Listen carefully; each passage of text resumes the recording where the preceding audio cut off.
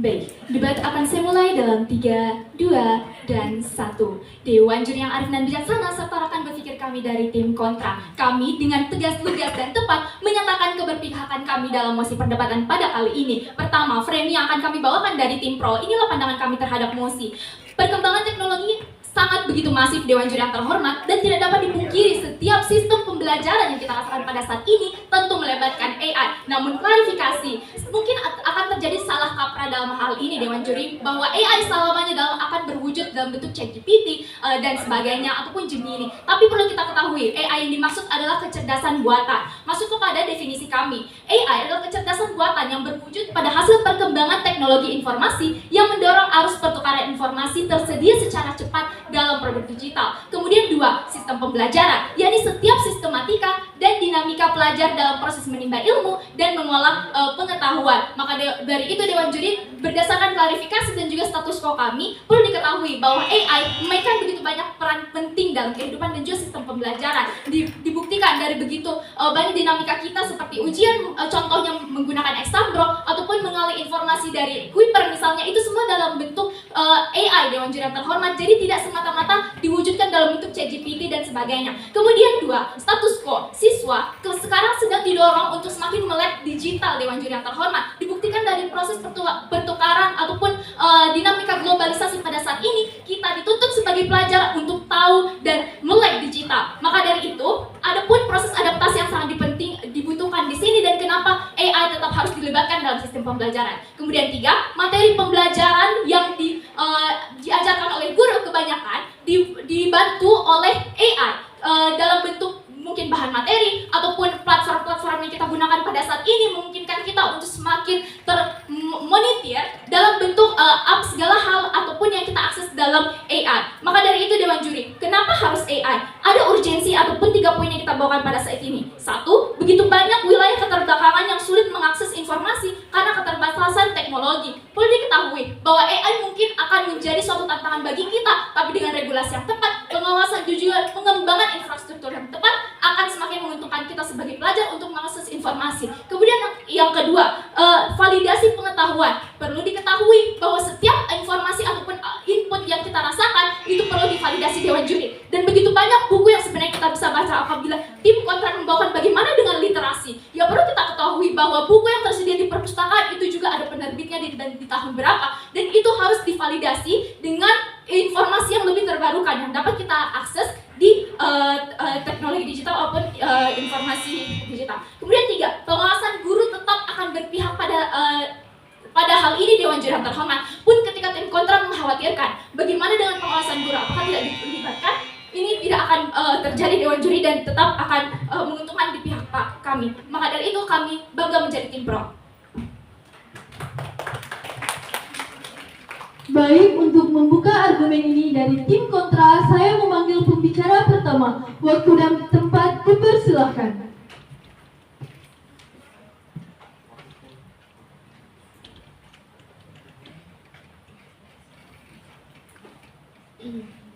Tiga, 2, 1. Dewan Juri yang terhormat tidak paham ketika mereka bilang akan membentuk regulasi yang tepat.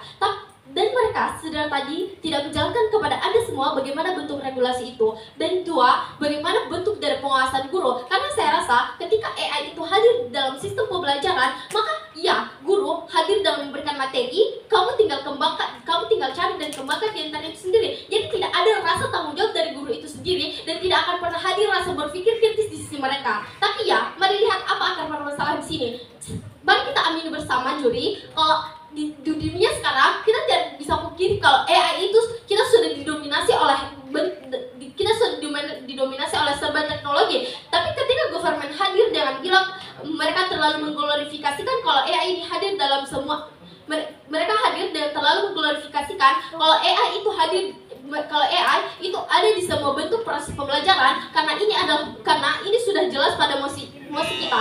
Dan ya, saya rasa status quo saat ini bagaimana pada akhirnya UNESCO menyebutkan kalau 83% AI itu dipakai dalam proses pembelajaran. Tapi faktanya apa di status quo? 30%-nya itu tidak. Karena apa? 1, infrastruktur yang tidak memadai. Bayangkan kita di negara Indonesia itu terbentuk dari pulau-pulau, artinya tidak semua orang bisa mengakses hal itu. Bahkan pun kalau ada, ini tidak tidak akan maksimal karena tidak bisa merata, karena ya anggap saya memberikan satu laptop atau dua di setiap sekolah, tapi pada waktu pembelajaran yang sama semua membutuhkan hal itu, jadi tidak akan pernah ada keseimbangan pada akhirnya. Dan juga kondisi wilayah yang sulit untuk diakses seperti daerah pelosok, bagaimana mereka tidak menjelaskan bagaimana pada akhirnya internet yang stabil itu hadir di sisi mereka pun dia apa urgensinya. Satu, ini akan terjadi ketergantungan. Anggap saya menyuruh siswa saya untuk melakukan ujian, tapi ya saya sebagai siswa itu tidak merasa beban karena ya saya ujian itu di teknologi seperti komputer, HP dan lain sebagainya. Jadi saya punya akses yang bisa untuk mencari jawabannya di situ. Dan dua, akan ada plagiarisme di sisinya. Data dari Harvard menunjukkan betapa banyak para pelajar yang membuat karya itu tidak betul-betul pure dari hasil kreativitas diri mereka itu sendiri. Karena pada akhirnya apa? Karena mereka menjiplak dari hasil dari AI itu sendiri. Dan goals di sini bagaimana pada akhirnya bentuk dari pendidikan itu dapat bersaing di dunia global dan mereka tetap dapat untuk mengatur diri mereka dari ketergantungan itu. Tapi ya, bagaimana pada akhirnya ini berjalan di dunia oposisi? Ketika ini mendominasi, artinya seluruh proses belajar mengajar itu tidak akan ada rasa kritis di siswa, karena satu, guru tidak mencari materi dari AI dan mereka menyuruh siswanya untuk mengembangkan materi itu sendiri di situ.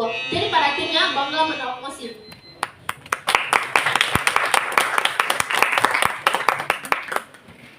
Baik, untuk memperpanjang argumen ini dari tim afirmatif atau pro, saya memanggil pembicara kedua. Waktu dan tempat dipersilahkan.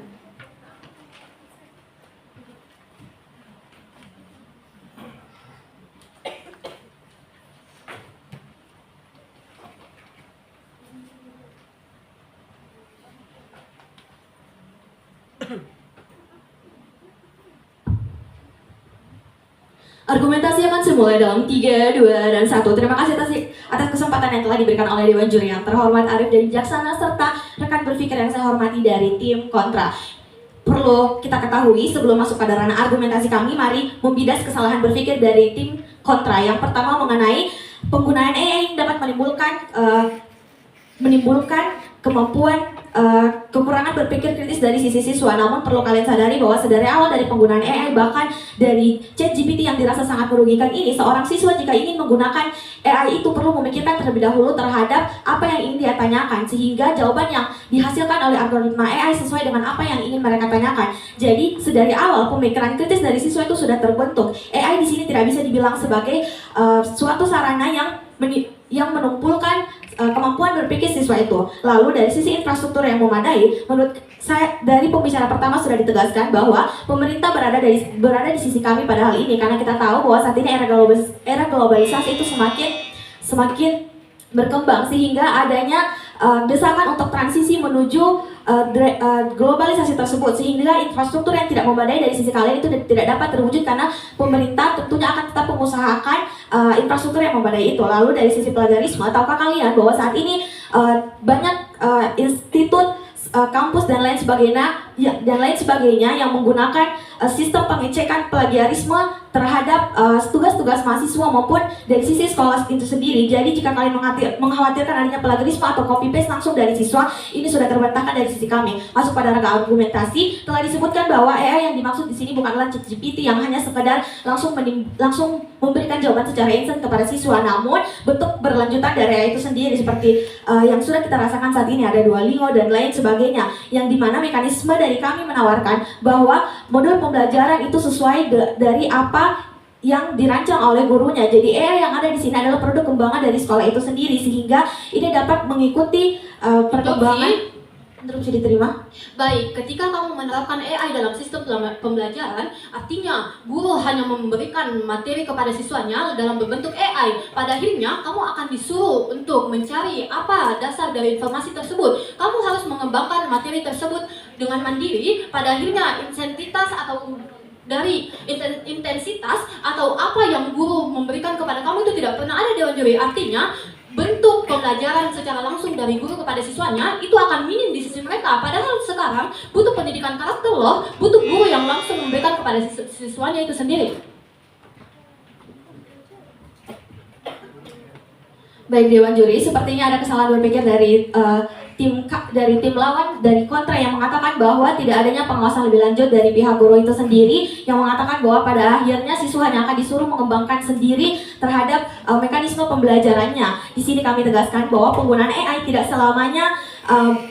selamanya mendominasi dari guru itu sendiri, bahwa guru itu tetap mengawasi siswanya tentunya dengan izin, sehingga siswa tidak dapat langsung menggunakan AI secara langsung jika tidak mendapatkan izin. Ini sudah terbantahkan dari sisi kami. Lalu jika kalian mengatakan bahwa bukankah memang siswa diajarkan untuk fleksibilitas, di mana dengan AI itu sendiri dapat menunjang mereka dari sisi kemandirian, sehingga kreativitas mereka dari sisi kalian juga dapat lebih terwujud. Lalu AI itu dapat lebih fleksibel karena dapat mengikuti pembelajaran di mana saja dan oleh siapa saja, mengikuti gaya belajar setiap siswanya. Bangga menjadi tim pro. Baik, untuk memperpanjang argumen ini dari tim oposisi atau kontra, saya memanggil pembicara kedua. Waktu dan tempat dipersilahkan.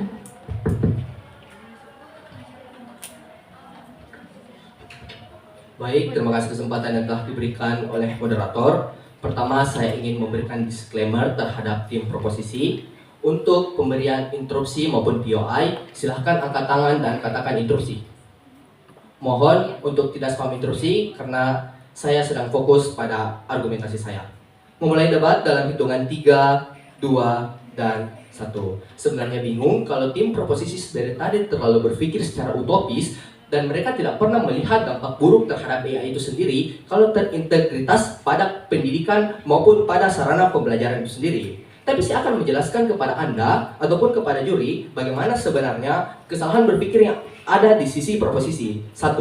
Mereka membawa karakterisasi tentang penggunaan AI di kelas seperti ujian berbasis Exambro. Tapi sadari, tidak semua wilayah dan sekolah siap memfasilitasi Exambro itu sendiri. Karena Exambro membutuhkan device, membutuhkan perangkat. Artinya Exambro membutuhkan laptop, HP, maupun komputer. Tapi lihat bagaimana wilayah-wilayah di pelosok itu ada di status quo. Saya rasa mereka tidak pernah menjawab kekhawatiran ini, sehingga kalau ini hadir di pembicara 3 mereka, saya rasa argumentasi mereka runtuh. Tapi 2, mereka bilang dengan regulasi tepat ini akan mempermudah siswa mengakses informasi. Itu akan menjawab ketimpangan akses yang akan ada di sisi mereka. Tapi lihat, pembicara 2 tidak pernah memberikan regulasi seperti apa kepada tim juri. Padahal pembicara 1 saya telah notice hal ini dan menyadari hal ini, sehingga kalau ini pada akhirnya muncul regulasinya di pembicara 3, saya rasa argumentasi mereka itu runtuh dan tidak akan pernah bisa dikredit sama sekali. 3. Kalau kamu bilang AI memperbagus pemikiran kritis dan literasi, ya udah jelasin. Kenapa literasi digital siswa turun drastis 68% semenjak pengembangan AI itu ada per tahun 2023? Mari bangun kasus. 1. Kenapa AI itu buruk kalau terintegritas dalam sistem pembelajaran? 1. Ini akan membuat ketergantungan terhadap siswa itu sendiri. Karena sadari, sifat dari siswa ataupun karakter dari siswa itu berbeda-beda. Pun kalau ada satu siswa yang tidak ketergantungan terhadap AI, belum tentu siswa lain tidak ketergantungan. Kedua, penilaian bersifat objektif karena AI telah terintegritas terhadap pendidikan itu sendiri, sehingga pada akhirnya guru akan menggunakan hal ini untuk menilai tugas-tugas dari siswa itu sendiri. Pada akhirnya ini akan bersifat secara objektif dan ini tidak akan pernah dinilai secara subjektif, sehingga pada akhirnya guru hanya berpacu pada benar atau salahnya, bukan dari karakter siswa itu sendiri. Pun 3, tidak semua siswa bisa dikontrol. Sadari, guru mempunyai kapabilitas. Kalau mereka bilang guru bisa mengontrol penggunaan AI pada siswa itu sendiri, guru juga manusia juri. Pada akhirnya guru itu mempunyai kapabilitas dan tidak bisa memantau semua siswa. Pun 4, mereka mengatakan bahwa ketimpangan. Pun 4, mereka tidak pernah. Pun 4, ketimpangan itu masih tetap ada dan ini akan melebar pada akhirnya. Pun 5, kami juga mendukung bentuk perubahan zaman. Pun kekhawatiran lawan itu tidak akan pernah terjadi karena pada dasarnya di status quo telah banyak video-video edukasi maupun video-video pengenalan tentang AI yang ada di sosial media, sehingga pada akhirnya masyarakat bisa mengakses hal ini dan masyarakat juga bisa melihat terhadap AI itu sendiri. Maka atas dari itu, atas berbagai alasan, bangga menolak mosi.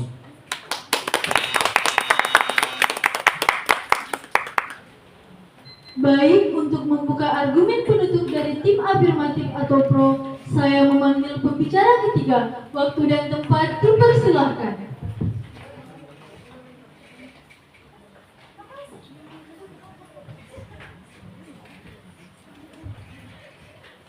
Baik, argumentasi akan saya bawakan dalam hitungan 3, 2, 1. Baik, Dewan Juri yang kami hormat serta rekan berpikir saya dari tim kontra. Sebelum kita masuk ke ranah argumentasi yang akan kami bawakan dan akan memperjelas bagaimana argumentasi yang dibawakan oleh pembicara sebelum saya. Pertama, mereka mengatakan Dewan Juri bahwa tidak semua wilayah dapat menggarap. Dengan argumentasi yang disampaikan oleh tim kontra bisa kita lihat bahwa kurangnya berpikir visioner dari mereka yang tidak melihat bagaimana keberlanjutan dari kebijakan yang ada sekarang. Dengan adanya wilayah tidak bisa digarap dengan adanya teknologi-teknologi seperti itu, ini bisa didukung dengan adanya pemerintah. Kita bisa melihat sekarang tujuan negara adalah menciptakan generasi yang tentunya memiliki SDM tinggi dan tentunya dibarengi dengan adanya AI. Tentunya dengan adanya tujuan seperti ini, tentunya pemerintah bisa memfokuskan bagaimana mereka menggarap semua wilayah-wilayah yang terpelosok sehingga bisa meningkatkan SDM itu sendiri. Kemudian yang kedua, Dewan Juri, rekanku di tim kontra mengatakan bahwa tingkat literasi menurun. Tentunya kita bisa melihat sebelumnya apa yang dikatakan oleh rekan pembicara sebelumnya bahwa AI tidak hanya sekedar ChatGPT yang serta-merta memberikan informasi yang tidak mendukung bagaimana berpikir kritis dari seorang pelajar itu sendiri, tapi AI banyak jenisnya, mulai dari AI teach, AI dan sebagainya. Tentunya ini bisa menjadi penunjang pembelajaran dari AI sendiri sehingga pelajar bisa belajar. Tidak, terima kasih. Bisa belajar secara mandiri baik itu di luar kelas. Kemudian ini juga status quo memperlihatkan bahwa sekarang kebijakan dari pemerintah seperti kurikulum merdeka menekankan bahwa bagaimana para pelajar itu bisa belajar mandiri baik itu di luar kelas tanpa harus berpatok bagaimana pembelajaran di kelas kita bisa dapat sendiri. Kemudian ketiga, rekanku di tim kontra mengatakan bahwa dengan adanya AI bisa menyebabkan ketergantungan siswa pada AI. Dengan adanya argumentasi seperti ini ternyata rekan kita di tim kontra tidak memahami dari tadi apa yang dikatakan oleh rekanku di tim pro, bahwa ketergantungan siswa kepada AI ini bagaimana mereka input kepada ChatGPT. ChatGPT tidak hanya tidak serta-merta memberikan informasi yang mentah begitu saja, tetapi didasari dengan bagaimana input itu sendiri, apa yang ingin diketahui oleh pelajar itu sendiri. Silakan terima. Ya udah pada akhirnya di status quo banyak siswa yang mengatakan kepada AI, tolong buatkan saya PPT, dan hasilnya itu mereka tidak baca dan mereka langsung mengirimkan kepada guru mereka, dan pada akhirnya guru langsung menilai hal ini padahal itu bukan pure murni dari bagaimana kerja siswa itu sendiri. Pun pada akhirnya teknologi AI itu semakin berkembang, pada akhirnya PPT mau PDF dan lain sebagainya itu bisa langsung dikerjakan dengan instan. Pada akhirnya siswa akan lebih percaya karena AI telah berkembang dan mereka tidak akan peduli untuk membukanya. Pada akhirnya mereka akan langsung mengirimkannya kepada guru tanpa ada pure mereka memahami materi tersebut. Baik, Dewan Juri, terlihat seperti ada ketidaksesuaian pemikiran dengan kami dengan pihak kontra yang mengatakan bahwa ini input bagaimana buatkan saya PPT dan sebagainya. Tentunya dengan seperti ini tentunya para pelajar itu sudah memiliki dasar apa yang ingin mereka ketahui. Tentunya dengan ada bantuan AI bisa memperdalam bagaimana apa yang ingin mereka ketahui. Dengan begitu AI bisa memperkuat dasar yang telah dimiliki oleh peserta sendiri, dan mengenai guru yang hanya serta-merta menerima secara mentah apa yang dihasilkan oleh siswa itu sendiri. Tentunya guru juga sudah memiliki dasar, sudah dididik dan sebagainya, tidak serta-merta menerima secara mentah apa yang dihasilkan oleh siswa itu sendiri. Dalam pengembangan AI sudah juga terdampak bagaimana hasil yang dihasilkan siswa itu dideteksi apakah penggunaan AI dan sebagainya. Itu merupakan salah satu pengembangan dari AI. Kemudian masuk ke ranah argumentasi. Pertama, AI adalah sistem informasi yang mampu bisa menunjang literasi. Tentunya ini bisa membantu siswa belajar mandiri baik di kelas tanpa harus berfokus dalam pembelajaran di kelas. Ini status quo memperlihatkan bagaimana kurikulum merdeka tadi yang sudah saya sampaikan. Kemudian kedua, bentuk ini tidak hanya sebatas ChatGPT yang serta-merta memberikan informasi secara mentah, tapi ini bisa memperkuat argumentasi atau input yang telah dimasukkan oleh pelajar itu sendiri. Kemudian ketiga, fitur AI sendiri dapat menjadi sarana kolaborasi itu sendiri. Apabila rekan mengatakan bahwa AI bisa mengurangi interaksi sosial, tentunya itu bisa dibantah. Dengan segala argumentasi, kami percaya bahwa poin kemenangan pada sisi kami dan bangga berada di tim pro. Baik, untuk membuka argumen penutup dari tim oposisi atau kontra, saya memanggil pembicara ketiga. Waktu dan tempat dipersilahkan. Baik, terima kasih atas kesempatan yang telah diberikan. Mohon izin Dewan Juri, segala bentuk argumen saya tidak mempresentasikan diri saya. Ini hanya untuk kepentingan berdebat. Saya Nanda, menutup kasus dalam 3, 2, dan 1. Juri, sebenarnya apakah AI diterapkan dalam sistem pembelajaran akan lebih banyak membawa manfaatnya atau justru lebih banyak mudaratnya? Ini adalah titik clash pada perdebatan kita pada kali ini, dan saya akan memenangkan clash itu. Yang pertama, P1 dan P2 saya sudah jelaskan kepada kita semua kalau ini akan banyak membawa mudarat seperti apa. 1. Pemerintah nggak pernah bisa menyelesaikan masalah di desa yang di pelosok. Warga di ibu kota Jakarta bisa untuk mengakses pembelajaran berbasis AI dan teknologi dengan itu semua. Tapi bagaimana dengan Papua? Di status quo sekarang begitu banyak di pedalaman seperti NTT, Papua, dan lain sebagainya, itu tidak pernah terkena fasilitas yang diberikan pemerintah. Di sisi mereka, walaupun perkembangan teknologi semakin maju, tetapi kalau mereka tidak pernah mau mengatasi ini sama saja akan ada ketimpangan. Seperti kamu kalau di ibu kota, kamu di kota-kota yang besar, kamu bisa mendapatkannya. Tapi di mana dengan kota yang kecil? Ini juga tidak akan pernah mereka sentuh Dewan Juri yang terhormat. Tapi dua, kalau mereka bilang mereka ingin memberikan seperti ujian bebas example yang tidak mungkin dapat bisa siswa mencontek dan lain sebagainya. Tapi mari kita lihat, siswa itu sifatnya beragam. Siswa itu sifatnya sudah jauh lebih pintar Dewan Juri yang terhormat karena perkembangan zaman. Ketika kamu memberikan ujian lewat example yang tidak dapat diakses seperti bagi dua layar misalnya, tapi mereka pintar Dewan Juri, mereka bisa untuk membawa 2 HP. Jadi potensi penyalahgunaan akan ada di sisi mereka Dewan Juri yang terhormat. Ini yang tidak akan pernah mereka bisa selesaikan. Tapi dua, kalau mereka bilang, Saudariku, silahkan saudariku. baik, saudari mengatakan bahwasanya siswa dapat membawa 2 HP dalam proses ujian menggunakan exam pro. Bukankah kami dari awal sudah menegaskan tentang adanya regulasi bahwa bisa diperiksa dari awal apakah siswa memang hanya membawa perangkat satu saja atau lebih. Nah, dari sisi kami ini sudah menang karena kami sudah menyatakan bahwa harus ada regulasi dan mekanisme yang tepat dalam penggunaan AI dalam sistem pembelajaran itu sendiri. Juri, kenapa regulasinya baru muncul sekarang? Dari mana P1 dan P2 mereka, tidak P1 hingga P3 mereka tidak pernah memberikan mekanisme atau regulasi seperti apa yang mereka maksud? Apakah ketika ujian diberlakukan mereka akan memeriksa? Itu tidak pernah ada mereka jelaskan kepada kita, sehingga ketika itu ada itu sama saja membawa argumentasi baru Dewan Juri yang terhormat. Tapi ya, kalau mereka, poin ketiga, kalau mereka bilang ini berbentuk bahan materi, saya rasa Dewan Juri, P2 saya sudah jelaskan, kalau kamu seorang guru memberikan bahan materi kepada siswa kamu sebagai seorang siswa akan mengembangkannya secara lewat AI Dewan Juri. Walaupun kamu tidak mau menggunakan ChatGPT di sisi kamu, tapi ya kita bisa menggunakan Google, Gemini, dan lain sebagainya. Begitu banyak perkembangan pesat yang ada di teknologi, sehingga pada akhirnya apa? Ketergantungan akan begitu banyak di pihak mereka Dewan Juri yang terhormat. Saya akan buktikan lewat data dari Journal of Technology tahun 2023 menyatakan kalau siswa sudah ketergantungan AI. Artinya apa? Nggak bisa waktu. Artinya apa? Artinya apa Dewan Juri? Ini sudah membuktikan kalau ketergantungan sebenarnya sudah ada. Ini yang kita mau mengatasinya, karena ketika mereka di dunia kerja, kalau mereka sedari awal sudah berpotensi untuk ketergantungan, saya rasa mereka tidak akan pernah mandiri pada akhirnya. Dengan semua alasan, mereka tidak pernah membuktikan kepada kita semua apakah ini akan jauh lebih bermanfaat. Saya rasa ini akan jauh lebih banyak mudaratnya, maka dengan berbagai alasan sangat bangga menolak mosi.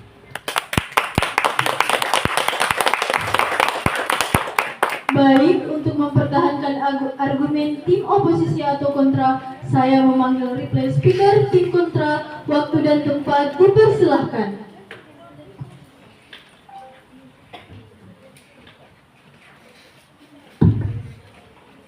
Baik, argumentasi kemenangan tim oposisi akan dimulai dalam hitungan 3, 2, dan 1.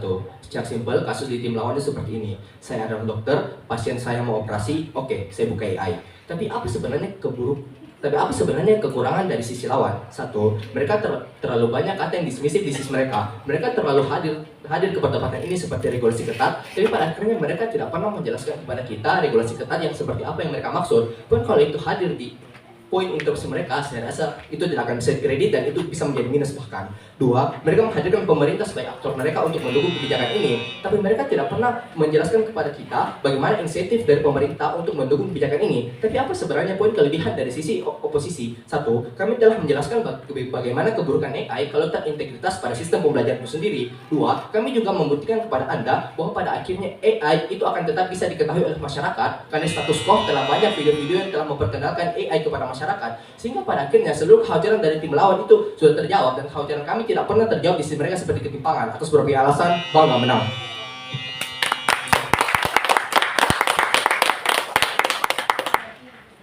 Baik, untuk mengakhiri argumen tim afirmatif atau pro, saya memanggil replay speaker tim pro. Waktu dan tempat dipersilahkan.